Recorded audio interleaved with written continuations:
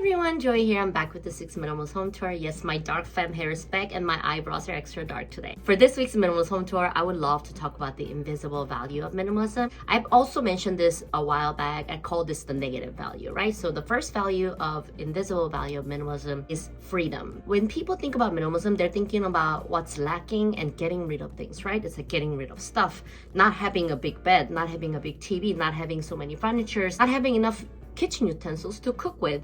I've actually lived at nicer places before with more stuff before also, but I realized my house isn't really my priority. I love my house because it benefits me in the areas that I want to excel at. When I don't have a lot of stuff in my home, that lack has an invisible value on its own. And that invisible value is that I don't have to maintain so much stuff at my home. I don't have to spend time cooking fancy meals. I don't have to spend time dusting things and cleaning things and having to declutter so many things either. And I could only focus on the few things that I care about, which is also another invisible value. That is, you can up the quality of your care and appreciation for the limited things that you do have. You don't have to maintain so much stuff, which means you have extra time, money, resources, and energy. We don't think about energy enough. I don't have to spend as much time making decisions that, frankly, for me are not important. What are actually important for me is the time that I have to go outside, to go to work on my thesis, to study whatever it is that I'm interested in, to try a hobby, to go out in nature and make me feel good about my life and get some vitamin D from the sunshine, and go do business networking or just social networking and meet interesting people, hear about their life, get new ideas for my videos on YouTube, which is also the time that I can spend on here because I don't have to spend so much time managing so much stuff. Again, nothing wrong with loving your stuff. I do love the few stuffs that I have. I do limit the stuff that I have because I understand when I limit things, I am creating extra invisible value. And one thing I want to remind everybody is just because something does not have monetary value, just because your society doesn't value this invisible thing does not mean it's not valuable. Just the other day, I saw somebody comment in one of my minimalism videos where I talked about how easy it was for me to move around, how easy it is for me to get adjusted to a new place. One of my most popular videos. But this, I guess you could say troll said, "Oh, wait until you have children."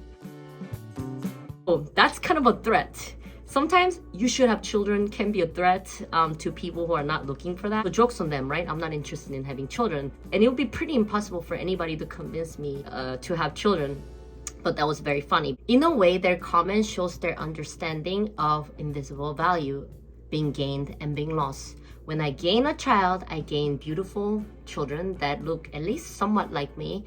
But the invisible value that I'll be losing in that chance would be my emotional bandwidth. I would have to worry about what they're doing all the time.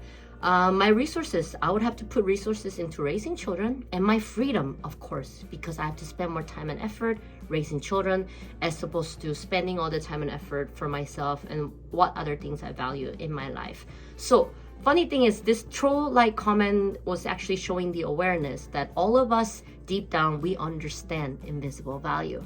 Again, that is not to say being a parent doesn't have value. Of course it does. The society say it does, but they don't always compensate the people who do have children. And I mentioned this before. Again, if you were to get a surrogate to give birth to you, and a decent surrogate, you'd have to pay around $100,000, $200,000 just for the birth. But how many women get a lump sum of $200,000 whenever they pop out a child? Very few. So just because something doesn't have monetary value assigned to it, and just because you don't get the value from other people in monetary form, doesn't mean it's not valuable. If we measured everything by the tangible and especially the monetary value, would you say that the only birds that are actually valuable are the birds given by surrogates? Absolutely not. All of them are valuable. And I'm saying this not to make mothers feel bad about doing something like that for free. But I'm only saying this so the mothers do understand the value that they already brought to the table. And people instinctively, inherently know this. That's why there's a lot of efforts to brainwash people that these things are not valuable. But all humans somehow already know the value. Even things like beauty. People know beauty has value.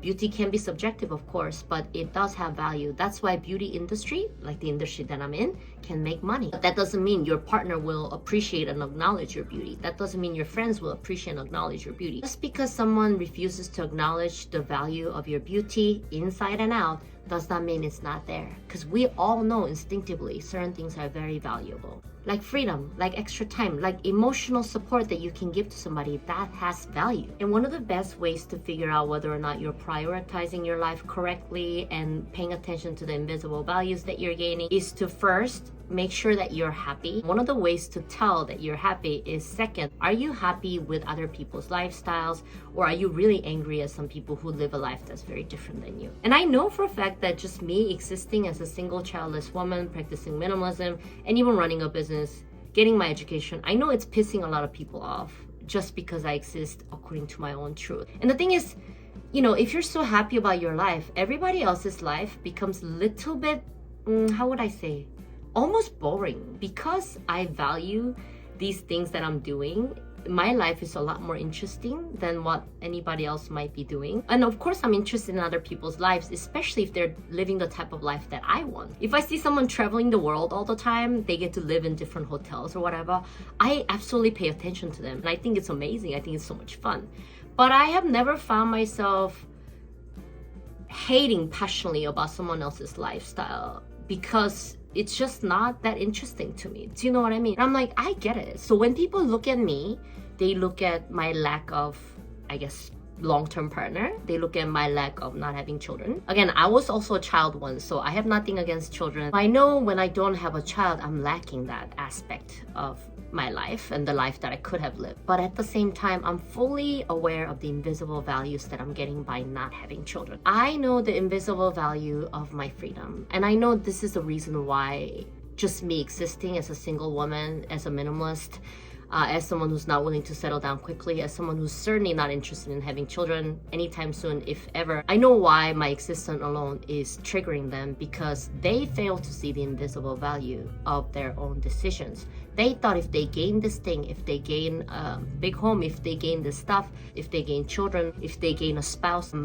they were only focusing on what they could gain for the most part, and they didn't really seriously think about the invisible value that they're losing. Again, I'm not saying one life is better than the other. Use minimalism just as a tool for you to figure out what matters to you the most and prioritize and design the life that you want. And don't disregard the invisible value that you can gain as you design your own ideal life. That's what I want to talk about for this week's intro. And without further ado, let's start this week's Minimalist Home Tour.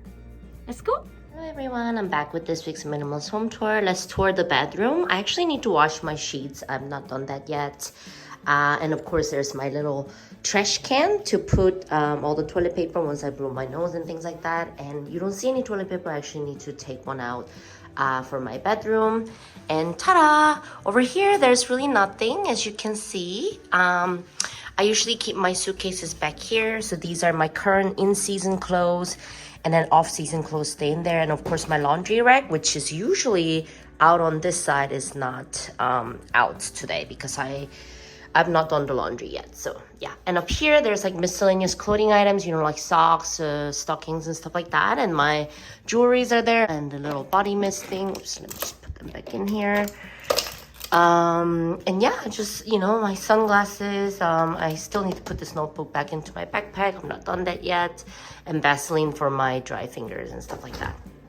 So of course in the fridge, you can see I have a little bit more food trash now, because I need to be cooking more believe it or not, I did do some shopping, and you can see there's like a one nectarine that's probably dying right there. And you know, there's like pizza that I ordered a while back, and so on and so forth. So I am trying to cook more. I'll talk more about that when we go to the kitchen. But yeah, I feel like my home is looking pretty clean and empty today. But as you can see, this is my clean laundry that I need to fold that I don't feel like folding yet. So I usually keep them there. Let's go to the bathroom. I've not cleaned the bathroom too much. There's my shampoo and conditioner. I noticed that this lid is malfunctional, so I actually have to unscrew it. It's a little bit inconvenient, but it is what it is. Maybe next time I'll check it better before buying. But yeah, you can see my bathroom does need some cleaning, but which is, you know, it's fine for now. There's cleaning supplies back there, and of course there's my makeup remover things. I do need to get more makeup remover oil. But yeah, I wanted to show you, I'm still not running out with the toner. It's very easy to get impatient when you want to like use up a product, but I try not to think about it. So I try to like declutter my mind if it's something that I cannot deal with right away, or it doesn't make sense to deal with. So that's another thing that people don't think about. You have to learn to stop obsessing over things that you can't really change, or you shouldn't really change like right now. Do you know what I mean? especially if you have like other things to do. So yeah, that's that. You know, I'm not gonna spend too much time in the bathroom. Let's go into the kitchen area. Of course, my door handles are always working hard as a hook. And this is my kitchen. My kitchen's not too clean either. There's laundry that I need to take to work. And of course, there's my backpack right here. And there's my laundry. And of course, the dishes that I need to do. I did want to show you. So I don't have a trash can. So what I do is I keep my trash bag just propped up in here. Because I was like, why do I need a can when I have a small space just to like keep that propped up there? So yeah, and of course there's my gym shoes. I did go to the gym last night, which was lovely. I usually work out mostly just for like my mental state, you know. It feels good like inside to work out, so it's not even about like looks that much anymore, unlike when I was young. And of course there's like bags and there's like side dishes. And oh, I wanted to show you, so this is like bunch of like this like 100 little bags that I'm going to use to like meal prep. So I am going to meal prep soon, maybe even tonight, and then I'll freeze them so I can take them to work so I can like eat healthier, and that's probably going to be my goal. And of course there's a little mannequin head that's always forgotten for now. Like I said, you have to learn to declutter things that you don't need to deal with right now. So anyway, this is my home tour for this week, and let's just go to the outro. That was my minimalist home tour for this week. I hope y'all liked it. If you liked it, please like and subscribe, and I'll catch y'all next time with more content. Bye! Mwah.